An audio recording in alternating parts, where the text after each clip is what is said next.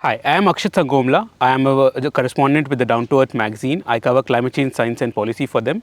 And with me today is Dr. K J Ramesh, former DG of India Meteorological Department and climate scientist. The El Nino is going on. It started in July and it will perhaps go till April or May. What are your expectations in terms of heat waves or other extremes in these 2-3 months leading up to the elections? For almost 6 weeks now, gradual moderation is happening, but incremental moderation. But significant moderation will happen from April. By May, I think it will come to El Nino neutral, ENSO neutral sort of conditions.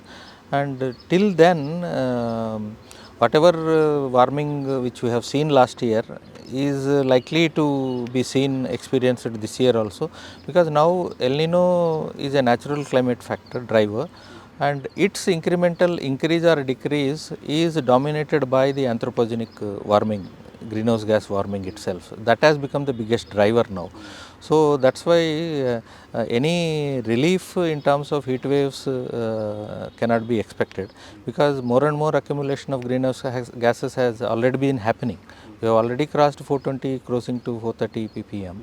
So that will have definite impact on heat waves, and that will not give you any relief despite moderation of El Nino. As you said, can you just elaborate a little bit more about how the signature of global warming is basically overtaking the signature of El Nino and La Nina?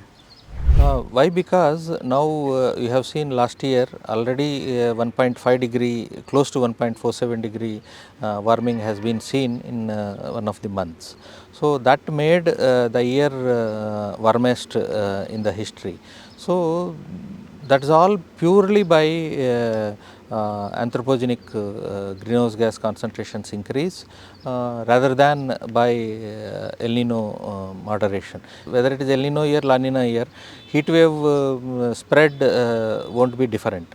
Only the peak incidences of severe heat wave conditions might change, but as far as heat wave per se, there won't be any difference.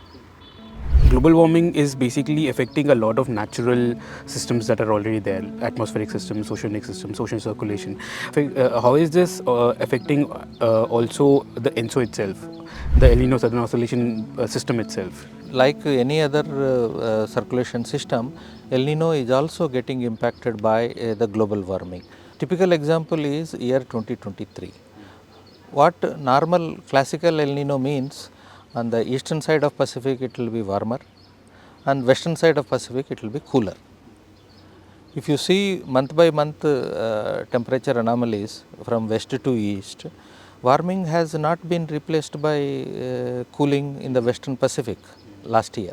That's why we didn't have much impact as we saw on monsoon rainfall in 2023 compared to previous El Nino years. Now the actual character of El Nino, although classically Nino 3.4 had warming, but the western Pacific did not respond to the warming that has happened over the eastern Pacific, rural Pacific. So that is again, I believe, is the influence of anthropogenic warming dominating the natural climate drivers like El Nino or IOD. And in this context of anthropogenic warming basically taking over the natural systems and natural variations that are already there, how do we improve our focus? Incorporation of these salient changes of, for example, El Nino not responding over the western Pacific to a classical El Nino phenomena during 2023. El Nino was predicted by the models, but the kind of response to a classical El Nino on the eastern equatorial Pacific not manifesting over western Pacific has not been captured by many models. So these kind of spatial differences in the El Nino response within the Pacific basin itself become becomes more important for capturing that, and that is more linked to oceanic heat content, top 700 layers of the heat content changing also, and contributing to sea surface temperature manifestation. So, some of the oceanic processes are stopping that temperature change which should have been manifested. So, that is where the biogeochemistry you talk about coral reefs getting bleached. So, that is carbonation which is supposed to happen, that is not happening in that rate. So, and then that makes the ocean also its absorbing capacity for carbon dioxide reduces, and tendency towards acidic nature of sea. So, all those biogeochemistry changes are also important apart from the oceanic process prediction.